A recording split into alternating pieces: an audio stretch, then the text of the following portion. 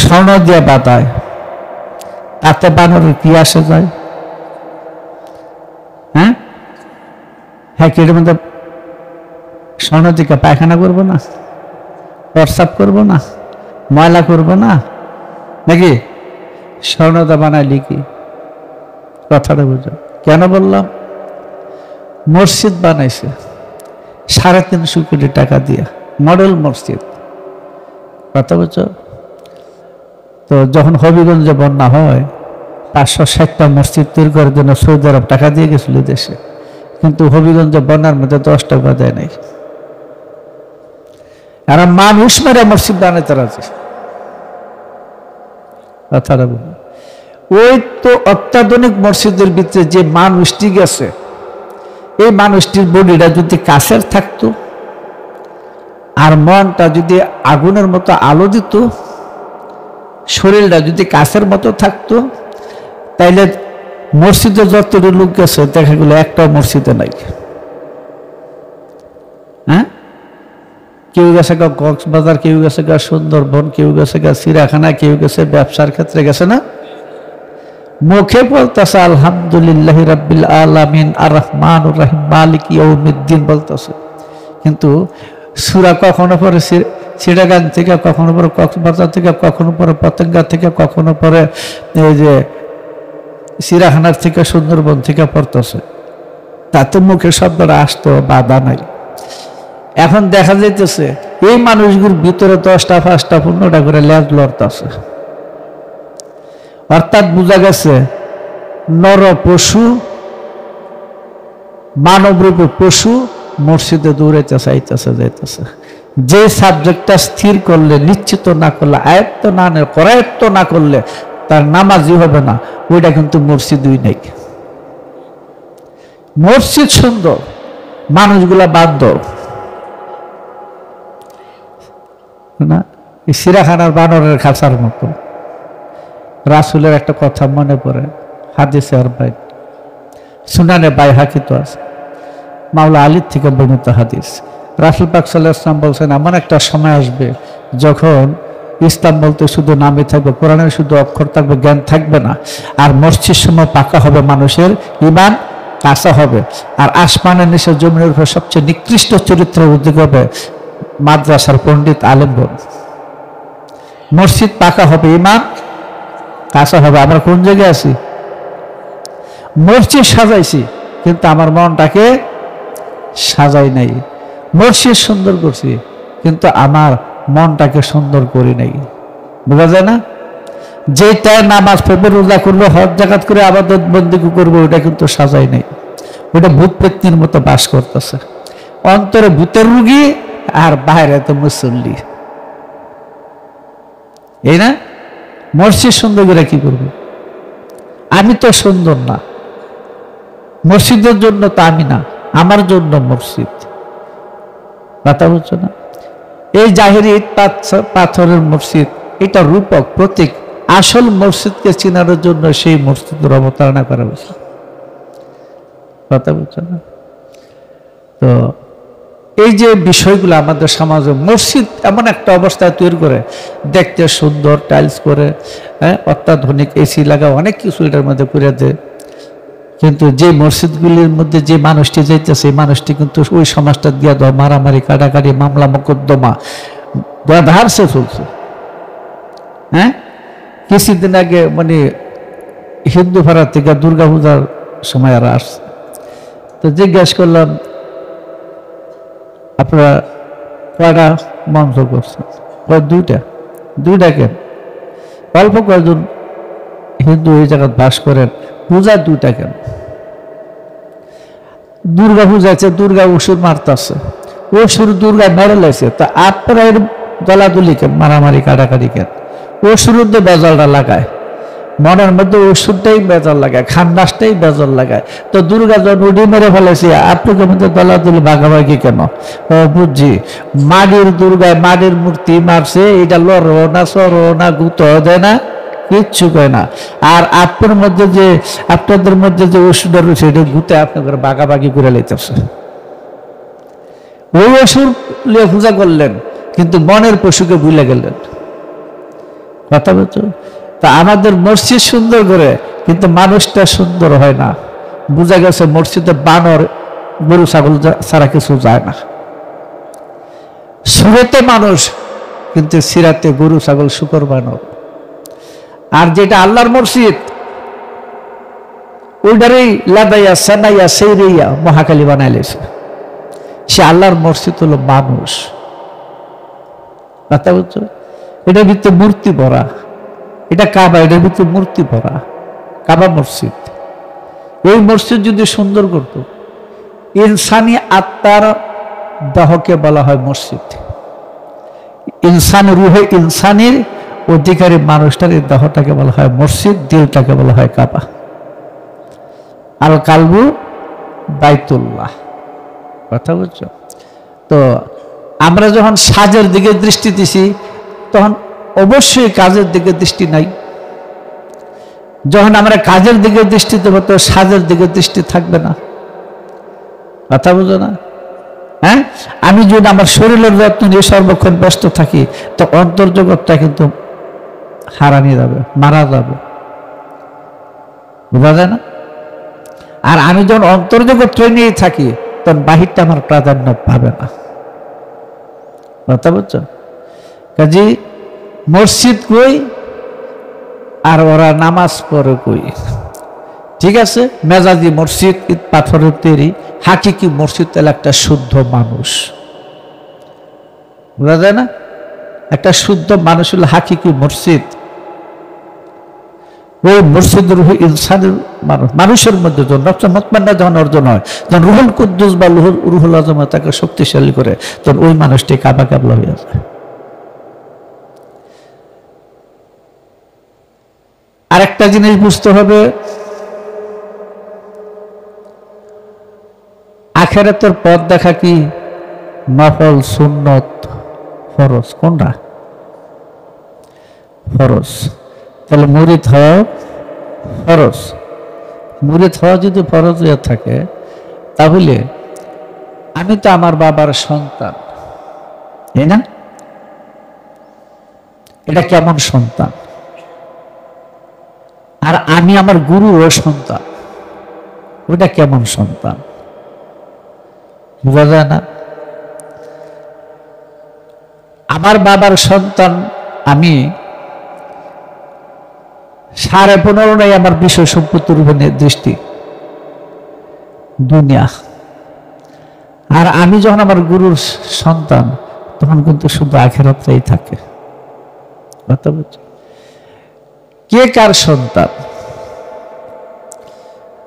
রাসূল বলছেন, সব নবীদের বংশধর আরম্ভ হচ্ছে নিজের পৃষ্ঠের থেকে, আর আমার বংশধর আরম্ভ হচ্ছে মাওলা আলীর থেকে। তাহলে মাওলা আলীর নীতি আদর্শকে যারা ধারণ করছে, তারা নবীর বংশধর নাকি? গুরুর বংশধর। গুরুর বংশধর যদি গুরুর নীতি আদর্শ ধারণ করতে না পারে, মুরিদ হয়, তাহলে তার বংশধর না। এটা হলো শুধু নফসের সন্তান, আখিরাতের সন্তান না। কথা বলছো? মূলত রক্ত সম্পর্কের থেকে আত্মার সম্পর্ক, দিনে ভাই বোন মর্যাদা অনেক উপরে। তবে যদি গুরুর বংশধারার মধ্যে যদি সে বায়াতের আসে, ইমান আসে, সেই ইমানের ভিতরে থেকে যদি তারা নীতি আদর্শকে ধারণ করতে পারে, তাহলে অন্যান্যদের থেকে একটু বেশি মর্যাদা আছে, এই জন্য যে সে গুরুর রক্ত সম্পর্ক একটা আছে। কথা বলছো? কিন্তু এখানে নফল ফরজ নাই, সবই ফরজ, সবই ফরজ। কথা বলছো? কারণ দেখো তো, কোরআনে ইব্রাহিম নবী, ইয়াকুব নবী তার সন্তানদেরকে বলছে, তোমরা মুসলমান না হইয়া মৃত্যুবরণ করো না। তা আমরা তো বাবার ঘরের থেকে জন্ম নিয়ে গিয়ে আমি মুসলমান। তো নূহ নবীর ছেলে কেন মুসলমান হইল না? কেনান কেন মুসলমান হইল না?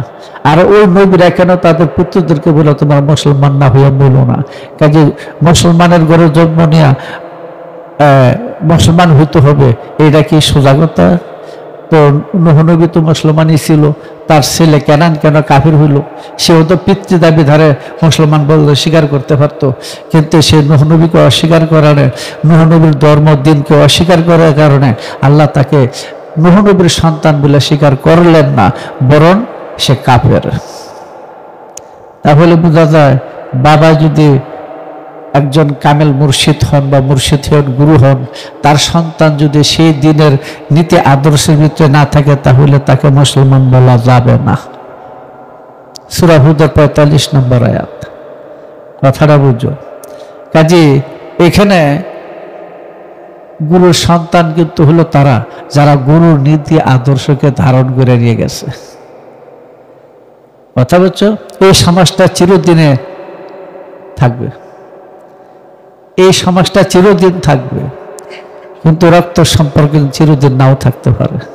এই জন্য যে সে যদি গুরুর নীতি আদর্শের প্রতি শ্রদ্ধাশীল না হয়, কর্মশীল সাধনাকারী না হয়, তাহলে তো গুরুর সন্তান হইতে পারল না। কারণ এখানে ধর্ম সম্পর্কে নীতি আদর্শের বিষয়টি মূল, বংশগত বিষয়টা এই জায়গা। আর যদি অনেকে বলে নবীর বংশধর, গুরু বা নবীর বংশধরকে সম্মান করতে হবে, 100% সত্য, কিন্তু যদি কোনো গুরুর বংশধর আবু জাহেল হয়, হ্যাঁ তাই কথাগুলো আসলে বিশ্লেষণযোগ্য, অনেক বিশ্লেষণ করার বিষয় আছে। কাজী যেহেতু নূহ নবীর নীতি আদর্শকে তারই সন্তান কেনান গ্রহণ করেন, আল্লাহ পাক তাকে নবীর বংশধর বলে স্বীকার করলেন না। সূরা হুদের 45 নম্বরে দেখতে পাবে। আবার তারই সন্তান হাম, শাম, ইয়াফেস, কেনান তিনজন নূহ নবীর সন্তান বলে অভিহিত হয়েছে, এই জন্য যে তারা নবীর নীতি আদর্শকে পুরোপুরি ধারণ করতে পারছে। কথা বোঝা যায়? তাহলে একই ব্যক্তির সন্তান কেউ কাফের, কেউ মুমিন হয়। বোঝা যায়? হ্যাঁ। কাজী আমরা যদি রাসূলের বংশধর হিসাব করি, যুগে যুগে রাসূল আছেন, থাকবে। কথাটা বুঝো। লা ইলাহা ইল্লাল্লাহ মুহাম্মাদুর নবিউল্লাহ বলে নাই, বলেছে রাসূল। রাসূল বলছে, ঠিক আছে। এই যুগে যুগে রাসূল ছিল, আছে, থাকবে, এটা কোরআনী প্রমাণ আছে। এই জন্য দেখা যাচ্ছে যে রাসূল বলছেন আমার বংশধর আরম্ভ হবে মাওলা আলী ফাতেমা থেকে। কথা বুঝছো? তাইলে মাওলা আলীর নীতি আদর্শকে যারা ধারণ করছে তারা একটু নবীর বংশধর, দেহ দিয়ে বংশধর না, নীতি আদর্শ দিয়ে বংশধর। বুঝা যায় না? হ্যাঁ। গাউসে পাক বরফির আব্দুল কাদের জিলানী আল হাসান আল হোসেন আল রাদিয়াল্লাহু তাআলা আনহু, তিনি তার তফসিরে জিলানের মধ্যে বলছেন 3য় খণ্ডে যে রক্ত সম্পর্কের থেকে দিনের সম্পর্কটা বেশি বড়। রক্ত সম্পর্কের চেয়ে দিনের সম্পর্ক বড়। রাসূল কিন্তু মক্কা ছাড়লেন, নিজ জাতিগোত্র ছাড়লেন, কিন্তু মদিনার মানুষ কিন্তু তাকে গ্রহণ করে নিল। এই জন্য তাদের নাম আনসার রইল, সাহায্যকারী হইল, এবং মদিনার মানুষকে তিনি গ্রহণ করে নিলেন নিজ গোত্র বংশ হিসাবে। যারা যারা নবীর নীতি আদর্শকে ধারণ করছেন, আমরা বলি সাহাবী নাকি, কিন্তু সে সাহাবীদের মধ্যে কিন্তু মুনাফিকও ছিল। সেই সাহাবীদের মধ্যে দেখা গেছে প্রায় অনেকেই ইসলাম ত্যাগ করে ফেলেছিল। তাফসীরে ইবনে কাসিরের মতে প্রায় 1 লক্ষ সাহাবী ইসলাম ত্যাগ করছিলেন। সেই সমস্ত ইসলাম থেকে সাহাবীগণ, মানে আমরা যারা সাহাবী ছিল, সেই লোকদের নিয়ে ভণ্ড নবী মুসাইলামা কাজ্জাবের সহায়তায় ইসলামকে ধ্বংস করার জন্য হযরত আবু বকর রাদিয়াল্লাহু আনহুর বিরুদ্ধে যুদ্ধ করছিলেন, যাতে ইসলাম ধ্বংস হয়। কথা বলছো? তো এখন কি তাদেরকে বলতে হবে তারা নবী সাহাবী? মুনাফিক মুয়াবিয়া নবীর গোষ্ঠীর 83 বছর 4 মাস পর্যন্ত নবী বংশের অত্যাচার নির্যাতনে স্টিম রোল চালাইছিল, এ বলতে হবে নবীর সাহাবী? কাজে খেয়াল করো, গুরু আমাদের রক্ত সম্পর্ক না, আত্মীয় না। গুরু কার আত্মীয় হয় না। কথা বলছো? হুবু কাইনা দেব, বাজান আপনার নাতি, কথাটা বুঝো। এই যে আপনার নাতি, তাহলে ওই নাতির ভাষায় আমি হইলাম দাদা, কথাটা বুঝো নাকি? এই তাহলে কেউ আবার কয়টা আপনার ভাই না, গুরু কারো আত্মীয় না, গুরু কারোর বাবা না, চাচা না, নানা না, এটা না ওইটা না, কথা বুঝছো? গুরু গুরুই, তাকে সাধারণত ডাকা হয় বাবা। বাবা মানে দরজা বা আত্মিক জন্মদাতা বা দয়াল বলে, কেউ হুজুর বলে, যেভাবে ডাকে। খাজা বাবারে কেউ খাজা দাদা, খাজা নানা বলে নাই, বলছে? হ্যাঁ, আমাদের দরবারে অনেক আছে, লোক আছে যারা বাবা ও মুরিদ, মা ও মুরিদ, ছেলে মেয়ে ও মুরিদ, সবাই বাবা বলে। এটাই ভুল বিধান, কথাটা বুঝছো? কাজে বংশধারাটা যেহেতু নবুয়তে নবী রাসূল, বেলায়েতে ওলিয়া মুর্শিদ, তাদেরকে নিয়ে কথা, কাজে এই বিষয়টা হবে আদর্শিকভাবে যে নীতি আদর্শকে গ্রহণ করে নিছে সে তার সন্তান, কথা বুঝছো? রুহানি সন্তান বলে। রুহানি সন্তান হইলে কি দেহ না থাকলে কি রু থাকে নাকি? হ্যাঁ, তাহলে দেহ হলেই তো আছে, কথা বুঝছো না? যেমন বলো বড় মোহাম্মদ কি এমনি আছে না, রক্ত মাংস সহই আছে, আছে না? আছে। কাজে এই পৃথিবীতে যত মহাপুরুষ আছে, যত মহাপুরুষ একই মহাপুরুষ, কথা বুঝছো? যত মহাপুরুষ একই মহাপুরুষ। যত মহাপুরুষের নীতি আদর্শকে বা একজন মহাপুরুষের নীতি আদর্শকে যে মানুষটি মনে প্রাণে গ্রহণ করে নিয়ে নিজেকে বাস্তব মুক্তির পথে নিয়ে যেতেছে, সে মৃত্যুঞ্জয়ী মানুষগুলা, সুরুত বদল হবে না মানুষগুলা, বা ওফাত লাভ করছে মানুষগুলা, সবাই গুরুর বংশধর। বুঝা যায়? হ্যাঁ, কাজী কেউ কম পারছে বেশি পারছে এটা বিষয় না, কিন্তু আপ্রাণ চেষ্টাটা চালাই যেতে হবে, বুঝতে বুঝছো? যাই, এখানে আরেকটা বিষয় মনে করছে, কি করব, একটা ছোট্ট কথা। এক লোক বেড়াইতে যাইতেছে, তো কিছু পরিচিত জিজ্ঞাসা করলো, ভাই কোথায় যান? কলা গাইছা যায়, ফাঁসা দিলাম খোলা সাচ্ছা। হ্যাঁ, দেখছো কামড়া খুশি কিটা, আমি এত সুন্দর করে কইলাম আমি কলা গাইছা যায়, হ্যাঁ বলে আমার ফাঁসা তো ফলা যাচ্ছে, মনে মনে করে রাখতে ভাইয়া লই।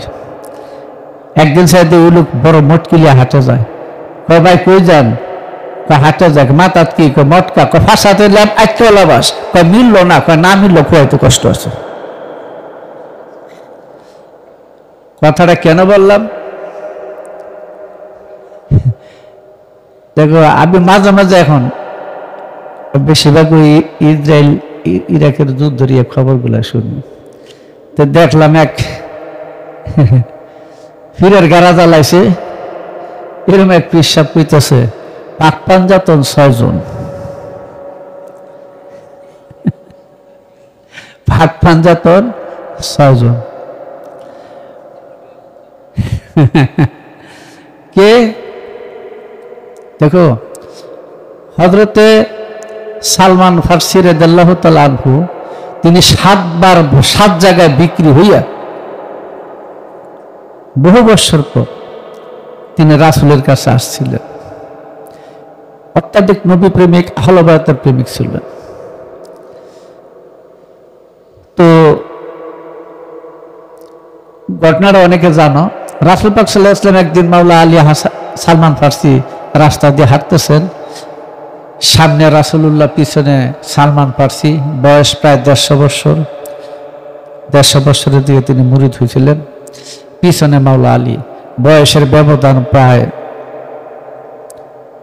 100 বছরের মতো। তো মাওলা আলী ছোট ছোট পাথর নিয়ে, আর সাথে খুব ঘনিষ্ঠ বন্ধু থাকলে একটু রসিকতাও করে না? তো ছোট ছোট পাথরিয়া সালমান ফার্সির পিছন থেকে ঢিলা দেয়। হয়তো ওনার মনটা তখন ঠিক ওরকম ছিল না, তাই তিনি রাগ করে বলে, আলী তুমি আমাকে ঢিলা দিতেছ, লজ্জা করে না? তোমার বয়স কত আর আমার বয়স কত? কথাটা শুনে আলী একটু লজ্জিত হয়ে গেলেন, একটু চুপ করে রইলেন। কিছুক্ষণ চুপ থেকে বলল, সালমান ফার্সি, আজকের থেকে 100 বছর আগে তুমি অমুক জঙ্গলের মধ্যে বাঘের সামনে পড়ছিল না? চিন্তা করে, হ্যাঁ পড়ছিলাম। 100 বছর আগে তখন কি করে তুমি রক্ষা পেয়েছো? কয়েকটা লোক আইসা তলোয়ার দিয়ে বাঘটাকে দ্বিখণ্ডিত করে দিছে। কোথাও কোথাও বর্ণনা আর কোনো কিতাবে আছে কানের মধ্যে ধরে বাঘের মধ্যে থাপ্পড় মারছে, বাঘ দৌড়ে ফেলা গেছে। তখন বলে, তখন তুমি কি করছিলে? তো আমি তখন বনের ফুল কুড়ে না একটা তোড়া বানায় দিছিলাম। তখন মাওলা আলী জামার ভিতর থেকে বাইর করে দেওয়া, তো এই তোড়াটা কিনা? হ্যাঁ হ্যাঁ এটি তো দিছিলাম। ওই ব্যক্তিটা আমি আসলাম, একটু দৌড়ে গিয়ে হাত ধরছে, আলী আমি তোমার চিনতে পারিনি, তুমি আমার ক্ষমা করে দাও। কথা বলছো, যুগে যুগে মাওলা আলী। এখন সালমান ফার্সি আহলে বায়াতের প্রেমিক ছিল, নবী ভক্ত ছিল। তাই দেখা গেছে মাঝে মাঝে একদিন ওনার দাড়ি খুব বড় ছিল, মৌস বড় ছিল। তিনি একদিন ফাতেমার ঘর, হজরতে খাতুনে জান্নাত ফাতেমা আলাইহিস সালামের ঘর দাড়ি দিয়ে ঝাড়ু দেন। ঠিক আছে, এই একটা ঘটনা। রাসূল এই ঘটনাটাকে খুশি হইলেন, খুশি হইয়া বলল, তুমি আজকের থেকে সালমান আল মুহাম্মদী, তুমি মুহাম্মদের বংশধর। আরেকটা ঘটনা হলো, ওনার এই সুন্দর আচার আচরণ ব্যবহার বিশ্বাস ভক্তি দেখে রাসূল খুশি হয়ে জিজ্ঞাসা, তোমার নাম কি? আমার নাম, আমার দেশে আমাকে সালমান ফার্সি বলা হয়, পারস্যের অধিবাসী ছিল। রাসূল বলছে, আজকের থেকে তুমি সালমান আল মুহাম্মদী, মুহাম্মদী বংশধর। আয়াতে মুবাহালাতে দেখা যায় যে মঞ্চটা তৈরি করছিলেন হযরত সালমান ফার্সি, মঞ্চটা তৈরি করছিলেন। ঠিক আছে, আর রাসূলুল্লাহ ইমাম হাসানকে হাতে ধরে ইমাম হুসাইনকে কোলে নিয়ে ওই মঞ্চের দিকে যাইতে শুরু করলেন। আর তার পিছনে ফাতেমা, তার পিছনে আলী। আলীকে বলছে, তুমি ফাতেমাকে অনুসরণ করে আসো। এই ঘটনা আছে। যাই সে আয়াতে মুবাহালার মধ্যে ছিল 5 জন পাক পাঞ্জাতন। সেইখানে রাসূলের কোন স্ত্রীরা ছিল না, অন্য কেউ ছিল না, পাক পাঞ্জাতন। আমরা যখন সূরা ফাতিহা বললে তো সমস্ত কোরআনটাই আসবে, কারণ সমস্ত কোরআনটি আহলে বায়াতের পাক পাঞ্জাতনের কালাম। পাক পাঞ্জাতনের কালাম, আহলে বায়াতের মাধ্যমে কোরআন নাজিল হয়েছে, হবে। এই ব্যাগ যদি না বুঝে তো সমস্যা। কথা বলছো?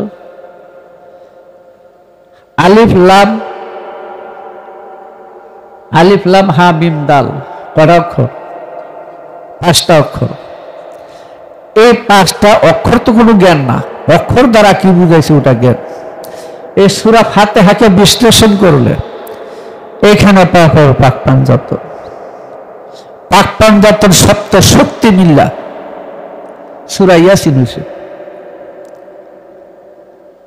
বোঝা যায় না? যেটা রূপ দর্শন করা হয়। অথবা সূরা ইখলাস যদি আমরা পাঠ করি, কোন শব্দটা বাদ দেয় বাকি শব্দগুলো পাক পাঞ্জাতনের। আলাম ইয়াকুল্লাহু এক অংশ, কুফুয়ান আহাদ আরেক অংশ।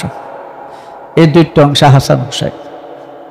এটা আমি আলোচনা করছি, ধর্মান্ধের কিতাবে লেখা আছে।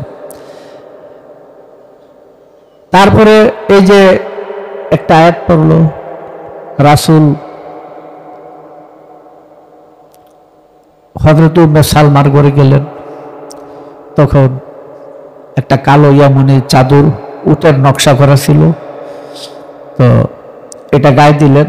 আইনাল আলী লাব্বাইকে রাসূলুল্লাহ, আইনাল ফাতেমা লাব্বাইকে রাসূলুল্লাহ। এভাবে ইমাম হাসান এবং হুসাইন আসলেন, তিনি চাদরের ভিতরে গেলেন।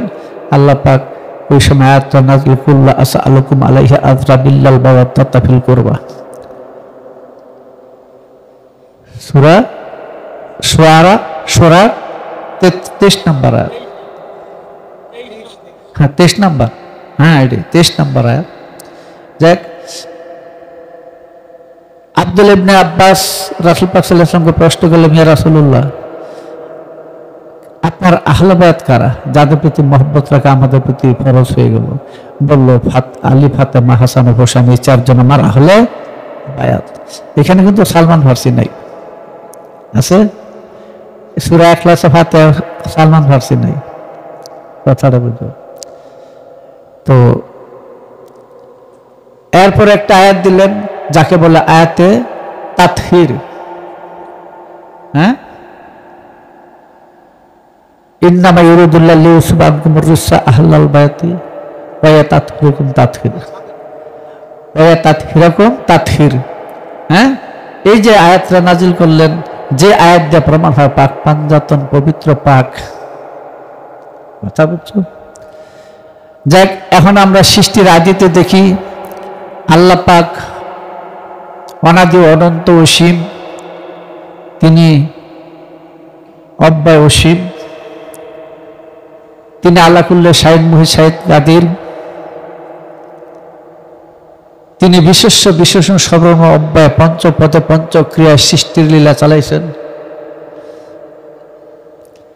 তিনি তার নিজ রূপ দর্শন করার, নিজ ইচ্ছা নিজ খায়েশ পূর্ণ করার জন্য নিজ নূর থেকে নূর সৃজন করলেন, মুহাম্মদের নূর সৃষ্টি করলেন। বোঝা যায়, সেই আদি নূর বিভক্ত হইয়া দুইটা রূপ ধরল,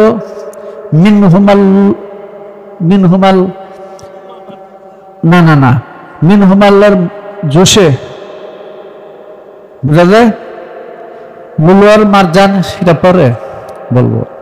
ইয়াখরুজু মিনহুমাল, এর জোশে তৃতীয় শক্তি নূরের প্রকাশ পাইল। সে তৃতীয় শক্তি ভাগ্যা চতুর্থ শক্তি প্রকাশ পাইল। শেষে পঞ্চশক্তি প্রকাশ পাইয়া হু হইল পাঁচটা, হু হু হু হু হু। এই পঞ্চহু একত্র হইয়া পঞ্চহু পাক পাঞ্জাতন, সে পাক পাঞ্জাতন একত্র হয়ে খোদার রূপ প্রকাশ পেয়ে গেছে। তাই কোরআনের মধ্যে আমরা শব্দ ব্যবহার করছে, এটা হলো পাক পাঞ্জাতন। পাক পাঞ্জাতনের নাস্তি হলেন স্বয়ং আল্লাহ, আর পাক আল্লাহর হাস্তি হলো পাক পাঞ্জাতন। এই পাক পাঞ্জাতনের পঞ্চশক্তি পঞ্চরূহ নামে পরিচিত। তাই তিনি গঞ্জে বক্ষিত অদৃশ্য ছিলেন, দৃশ্যমান হওয়ার জন্য তিনি সৃষ্টির বিকাশ ঘটাইলেন। সৃষ্টির বিকাশ ঘটাতে থেকে তিনি জাতের পাঁচটা স্তর রূপে প্রকাশ, জাত সেফাত, জাত সেফাত, জাত শেষ জাত, আদিত্য জাত, শেষ জাত, জাত সেফাত, জাত সেফাত, জাত পাশে সীমাবদ্ধ হয়ে গেছে। কথা বুঝছো? এই পাক পাঞ্জাতন নিজের নূরকে বিকাশ ঘটায় তিনি পাক পাঞ্জাতন রূপ ধরছেন আল্লাহর 18,000 মাখলুকের সৃষ্টি করার জন্য। এখানে তো সালমান ফারসি না, সালমান ফারসি না কি কয় যে পাক পাঞ্জাতন হলো 6 দিন, কি একটা তত্ত্ব বাইর করছে রে। হ্যাঁ, 6 পাঞ্জাতন, তাই পাঞ্জাতন আর হইতেছে না, পাঞ্জাতন আর হইতেছে না, বুঝছি। কেমন দশাটা হয়েছে কেউ দেখি সালমান ফারসিকে।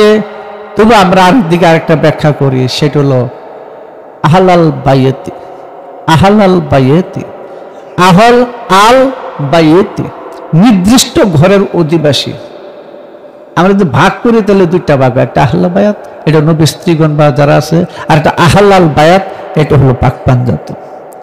আমরা এইভাবে আসলে আমরা একটাই ধরি, কারণ সাধারণ মানুষকে যেটা বুঝ দেওয়ানো যায় না। কথা বুঝছো? কাজী ভাইরাল হওয়ার জন্য যে মানুষ এখন কত কিছু করে। হ্যাঁ, পাক পাঞ্জাতন 6 জন, কে একজন? সালমান ফারসি। ভালো হয়েছে না? হ্যাঁ, আসলে পাক পাঞ্জাতন বুঝে? হ্যাঁ, পাক পাঞ্জাতন পঞ্চশক্তি শক্তি, রুহের পঞ্চরূপ, রুহের পঞ্চরূপ ওই জায়গার ভিতরে আছে। এই জন্য তো এই মুজাদ্দিদের তরিকা গেলি আকাম্য তরিকা, এটা সেই গুপ্ত তালিম তালকিন সম্পর্কে কিছু ধারণা এদের নাই। ভাইরাল হওয়ার জন্য এই সাফাবাজি গলাবাজি এটি করত, কথা বুঝছো না? কেমনে ভাইরাল হওয়া যাবে, সাইনবোর্ডটা কেমনে ফাঁসাদা ঢুকে ফুটান দেবে বলে এই চিন্তা। এর নাম রাখছে পাক পাঞ্জাতন 6 গুণ, তাহলে তার পাক পাঞ্জাতন শব্দই থাকলো না। হ্যাঁ, পাক পাঞ্জাতন আমি বলি পাওয়ারফুল বডি, এটা সূক্ষ্ম নুরি জগৎ, যাকে আমরা ওয়াজিবুল উজুদ। কর্পোরাল বডি পঞ্চভৌতিক, তাকে বলে ওয়াহিদাল উজুদ। অ্যাস্ট্রাল বডি আধ্যাত্মিক সূক্ষ্ম উজুদ। মেন্টাল বডি যাকে বলে মুমকিনাল। ফিজিক্যাল বডি যাকে বলে আরফুল উজুদ। কথা বুঝছো? অন্য ভাষায় লতিফাতন, কেসিবতন, ফানাতন, বাকাতন, নুরিতন। পঞ্চ ওজুদ পাক পাঞ্জাতন, পঞ্চ ওজুদে পাক পাঞ্জাতন পঞ্চরূপ বিরাজ করে। একই রূপ, যেমন পাক পাঞ্জাতন আল্লাহর সৃষ্টি, সৃষ্টি মানে অবিকল প্রকাশ। পাক পাঞ্জাতন আল্লাহর জাতের বিস্তার লাভ করছেন। পাক পাঞ্জাতন, পাক পাঞ্জাতনে আল্লাহ, আল্লাহই পাক পাঞ্জাতন। কথাটা বুঝছো? আল্লাহর জাতের যখন বিকাশ ঘটে তখন 5টা স্তর প্রকাশ পায়। সেই 5 স্তরের পঞ্চ শক্তি রূহের মূল। বুঝছো? কাজী পাক পাঞ্জাতনের নাস্তি অদৃশ্য অবস্থা মানে আল্লাহ, আল্লাহর হাস্তি অবস্থা পাক পাঞ্জাতন। কাজী জাত আহদিয়াতে যখন ছিল, যেমন একটা পাথর, পাথরে কেউ পানি দেব, পাথরে কি আগুন দেব, পাথরে কেউ কি এই লোহা করব? আচ্ছা, পাথরে যদি কিছু আঘাত করা হয় কি বারো? হ্যাঁ, আগুন যখন বাড়ায় তখন কি পাথর বলা যাবে? আগুনটা কোথায় ছিল তখন, তার নাম কি ছিল? আচ্ছা, এখন আঘাত করার পরে আগুন বাড়ছে, এখন কি পাথর করব? কথাটা বুঝো। জাত নিশ্চিত, জাত নিশ্চিত অবিনশ্বর সত্তাটা, চিরস্থায়ী সত্তাটার নাম হলো রূপ। বুঝছে কি গেছে? কাজে জাত যখন বিস্তার লাভ করছে, রূহ পঞ্চ নামে বিস্তার লাভ করছে। কিন্তু আদিতে আহদিয়াতে কিন্তু রু ছিল জাত, রু ছিল জাত, রু ছিল আদিতে এক। পরবর্তীতে বিস্তার লাভ করছে কটা? আরো 4টা, মূল সহ 5টা। কথা বুঝো? এগুলি মগজে ধরে না। আর কয় পাক পাঞ্জাতন না, এগুলো বলে আরেকজন আছে, হ্যাঁ, আবিষ্কার করছে। চিন্তা করো কি তত্ত্ব নিয়ে বাইরে লিতে চায়। যেটা বুঝো না ওইটা সারা অন্যটি আলোচনা করো, এইগুলি কি আলোচনা করো?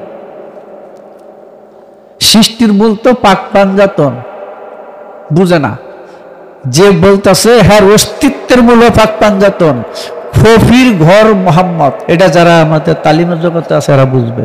খফির ঘরটা হলো মোহাম্মদ, মোহাম্মদের অস্তিত্ব 4টা বৃত্তির উপর, এই জন্য ওই 4টাকে মোহাম্মদী ঘরের বাসিন্দা বলা হয় আহলে বায়াত। তাই রাসূল পাক সাল্লাল্লাহু আলাইহি ওয়াসাল্লাম বলছেন, আজকের থেকে 600 বছর আগে ইবনে হাজার মক্কি তার আশ-শাওয়াইকুল মুহাররাক কিতাবে বলছেন, আহলে বায়াত আমার বৃত্তি, যাদের উপর আমি নির্ভর করে থাকি। আহলে বায়াত আমার বৃত্তি, যাদের উপর আমি নির্ভর করে থাকি।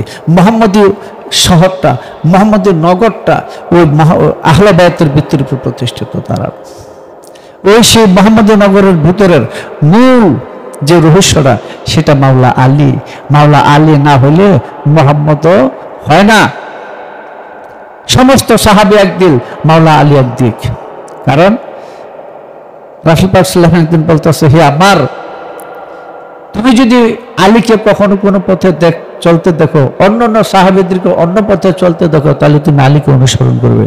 কারণ আলীকে তোমাকে পথভ্রষ্ট হতে দেবে না এবং তোমাকে সৎ পথ প্রদর্শন করবে। সমস্ত সাহাবীদের মূলে একমাত্র মাওলা আলী হলেন আলাদা। মাওলা আলীর পথে একমাত্র সত্য পথ। শুধু তাই না, মুহাম্মদী নগর, মুহাম্মদী জগতের মূল কর্তা মাওলা আলী। তাই একদিন রাসূল পাক সাল্লাল্লাহু আলাইহি ওয়াসাল্লাম হযরত আব্বাসকে আব্দুল ইবনে আব্বাসকে নিয়ে বসে রইলেন, আব্বাসকে নিয়ে বসে রইলেন। এমন সময় মাওলা আলী আসলেন, তিনি উঠে দাঁড়াইলেন, মাওলা আলীকে জড়ায় ধরে কপালে আর দুই চোখে চুম্বন করলেন। বসার পরে হযরত আব্বাস রাদিয়াল্লাহু তাআলা বলল, ইয়া রাসূলুল্লাহ, আপনি কি মাওলা আলীকে অনেক পছন্দ করেন? রাসূল বলল, হে আমার চাচা, আল্লাহর কসম, আলীকে আল্লাহ আমার চেয়ে বেশি মহব্বত করে।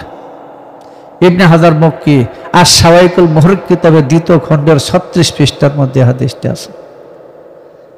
কথা বলছো? কাজে কোথায় মাওলা আলী? যখন পৃথিবীতে জিন জাতি তখনও মাওলা আলী, যখন জিবরাইল সৃষ্টি হয়েছে তখনও মাওলা আলী, জিবরাইলের শিক্ষক হলেন মাওলা আলী। আর মাওলা আলীর বেলায়েতের নূরে মিকাইল তৈয়ার, জিবরাইল তৈয়ার। হ্যাঁ, আর বাকিটির ইতিহাস করতে গেলে তো ঘন্টার ঘন্টা সময় লাগবে। কাজী সালমান ফার্সি আল মোহাম্মদী, ঠিক আছে, এটা কোন কোন আল?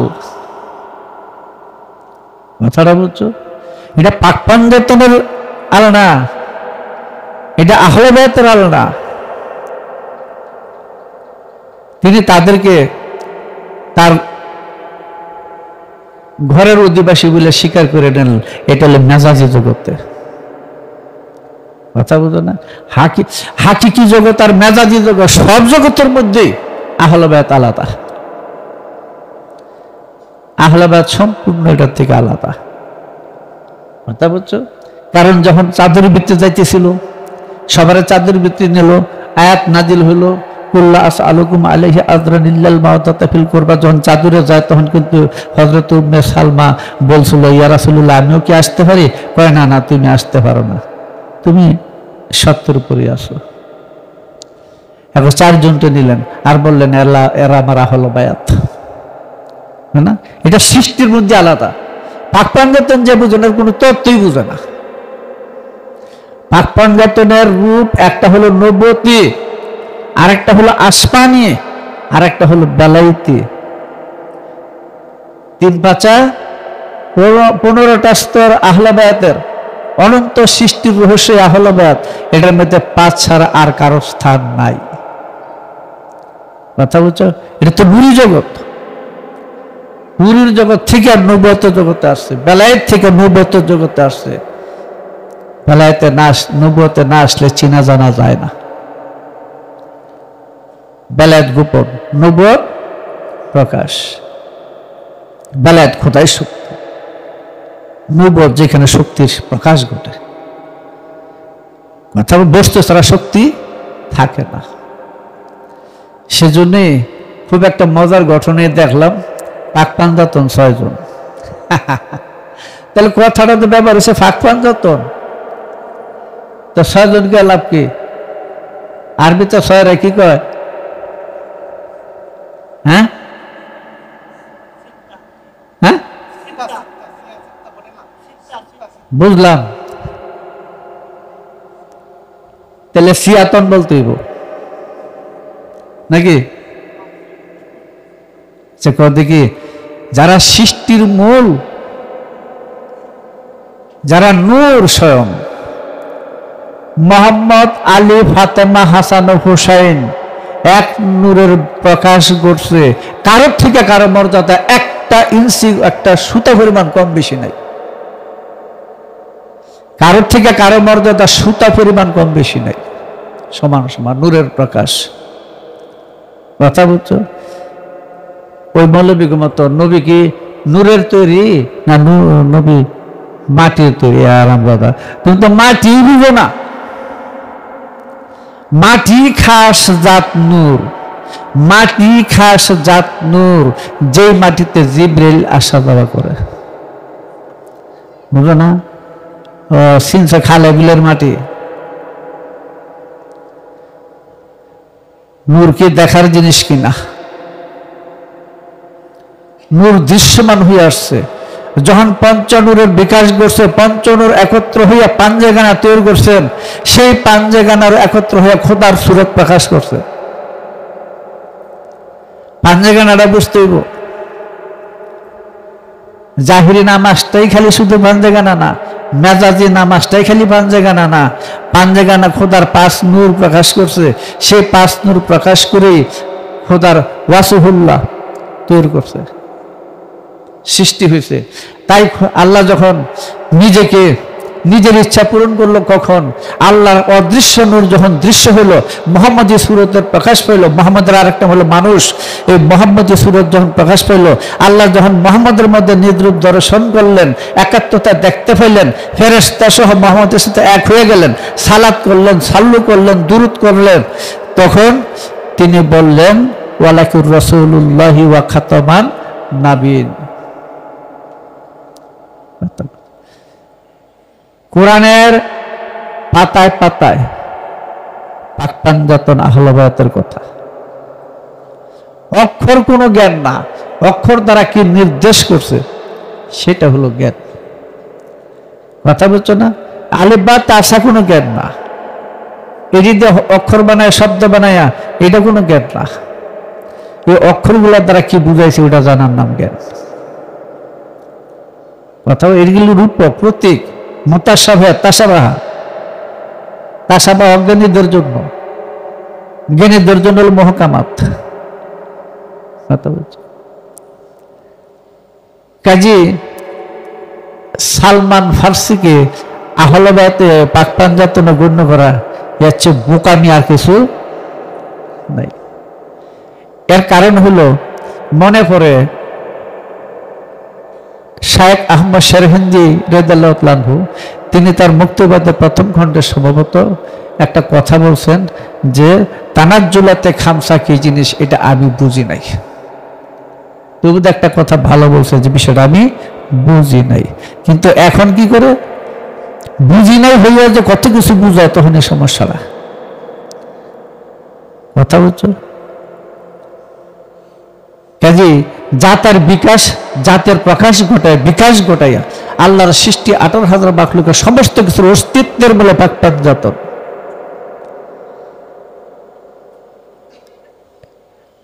আমি পাট পাট করে বলতে পারতাম, কিন্তু আমরা মিডিয়াতে এইভাবে কথা বলি না। এটা কারণ বললে এক এক রকমের কিছু বুঝে না, হয়তো সমালোচনা করে, কিন্তু এই বুঝ জ্ঞানটা একমাত্র চিশতিয়া তরিকার ভিতরে আছে। কথা বুঝছো? তো আরেকটা কথা মনে পড়লো, আরেক পীর সাহেব, এটা সারলাম, যদি কথাটা আমার বলার প্রয়োজন নাই, যখন যে কথাটা বললাম এটা আমি যে দেখে বললাম আর কি। জ্ঞানের তারতম্য হইলে বর্ণনার ভিন্নতা হইতেই পারে। আরেক পীর সাহেব বলল পঞ্চরস কি কি? সরল গরল আদি রুহানি, এগুলি চন্দ্র রস না। এই কথাটা ভালো বলছে যে এগুলি আসলে পঞ্চরস না। আর যদি ওডিরে আমি সরল বাংলায় বলি তাহলে আবার অন্য কিছু, রজবীর্য, মলমূত্র, থুতু বা শরীরের ঘাম, এটা বলে। তো তিনি বলল যে না, এটা ঠিক না। কোনটা ঠিক? পঞ্চরস, পঞ্চভাব, পঞ্চপ্রেম, অর্থাৎ শান্ত, দাস্য, সূক্ষ্ম, বাৎসল্য, মধুর। হ্যাঁ, এটা তো এইটা তো বললেন। এই কথাটা যে বললেন, আপনি আগে যে কথাগুলি বলছেন যে সরল গল আদি রুহানি, ওটা পঞ্চরস না। ওই যারা ওই কথা লিখছে তারাই তো এই কথা বলছে, শান্ত, দাস্য, সূক্ষ্ম, বাৎসল্য, মধুর, পঞ্চম। ওর হলো সনাতন মতে, আর হলো সনাতনের ধারায় বৈষ্ণবদের মতে। কথা বুঝছো? আর কিন্তু সুফিবাদে কি বলবে? এই জায়গাতে বেকায়দা। এশকে হাকিকে, এশকে মাহবুবে, এশকে মেজাজি, এশকে সিদ্দিকি, এশকে কসিফি, এই পঞ্চপ্রেম, পঞ্চভাব, পঞ্চরস। কথা বুঝছো? ব্যাখ্যা বিশ্লেষণ করলাম, খালি এতটুকু বললাম। শুধুমাত্র যদি বলতে হয় তাহলে এইভাবে বলতে হবে। কথা বুঝছো না? তো যাই হোক, আজকে আলোচনা বেশি করবো না, তাও 1 ঘন্টা কাটাই দিছি। কি আরো কিছু বলার আছে? হ্যাঁ,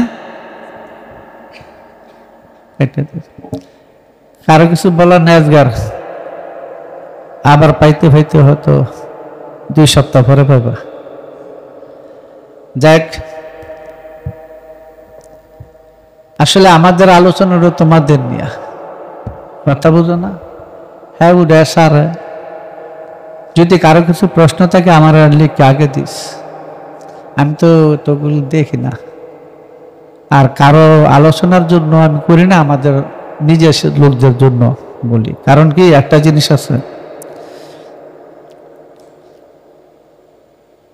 আফ্রিকার জঙ্গলে একদল মানুষ আছে একেবারে উলঙ্গ, দেখছো কিনা টিভিতে? এইখানে কটা ফাতা ঝুলা রাখে, মেয়ে হইলে এইখানে একটা ফাতা ঝুলা, ছেলে অফিস ঝুলায়, আর বাকি সবই খালি। আশ্চর্য, ওই দেশের মধ্যে কোনো কোনো জিনা নাই, কঠিন শাস্তি দিবে। আর এমন সবাই যখন উলঙ্গ, এটা দেখতে দেখতে দেখতে দেখতে দেখতে সেদিকে এখন নেশা অনেকটা। কাজী মারফতের কথা উলঙ্গ করা উচিত না, এটা ওই মর্যাদায় রাখা উচিত। সে মর্যাদায় রেখেই এটা নিয়ে আত্মপরিচয় জ্ঞান লাভ করতে হয়, সে মর্যাদার ভিতরে রেখে তাকে রাখতে হয়। আর না হইলে খোলা জিনিসটাকে খোলা করে বললে কেউ বুঝবে না, কথা বলছো? আমি বলি এই আল্লাহ খোদা এগুলি বাদ দাও, এগুলা বাদ দাও। তুমি নিজেকে প্রতিষ্ঠিত করতো, খোদা আপনার নিয়াফের ভরে আইব না। তুমি নিজেকে জানো, নো দাই সেলফ, কথা বলছো? সক্রেটিসের ভাষা। যাই হোক, এই নিজকে চিনো এই কথাটা, বা নিজের নফসকে চিনো বলে, মান আরাফা নাফসাহু, নফসকে চিনো, এই নফসকে চিনো কথাটা বলে যে কত ডিজাইনের কত রঙের বর্ণনা আইতেছে, কিন্তু আসলে তা না। রূহের মাঝহার নফসের মাঝহার হলো দিল, দিলের মাঝহার কি? ওজুদ। তারপরে ওজুদকে প্রতিষ্ঠিত করার জন্য আল্লাহর গুপ্ত রহস্যের 3টা সিফাত দান করছে, কথা বলছো? এইখানে আইসা আল্লাহ নিজ রূপ দেখলেন, নিজ পরিচয় পাইলেন, নিজের ইচ্ছা পূরণ হলো, আর ওয়া খাতামান নাবিয়িন ঘোষণা দিল, কথা বলছো? ওটাই পাক পাঞ্জাতনের মূল রহস্য। আরো কত কথা, পাক পাঞ্জাতনের কথা কে পৃথিবী থেকে বিশ্বাস করতে পারবো না, কত রকমের যে তার বর্ণনা বা দেওয়া যায়। এখানে 6 পাঞ্জাতন নাই, হ্যাঁ, সিয়া পাঞ্জাতন নাই, হ্যাঁ, পাক পাঞ্জাতিনি আছে, বিষয়টা বুঝতে পারে না, কথা বলে। কোরআনের মধ্যে অন্তত 5-6টা আয়াতের মধ্যে আছে 40-এর কথা, হাদিসের মধ্যে অন্তত 15-20টা পাওয়া যাবে 40-এর কথা। সে 40-এর রহস্য যদি উদ্ঘাটন করতে হয়, তাহলে পাক পাঞ্জাতন থেকে শুরু করতে হবে, নাই তো সম্ভব না। সৃষ্টির রহস্যের উদ্ঘাটন করতে গেলে পাক পাঞ্জাতনে ঢুকতে হবে। পাক পাঞ্জাতনকে চিনলে খোদা চিনা যায়। আল্লাহুম্মা সাল্লি আলা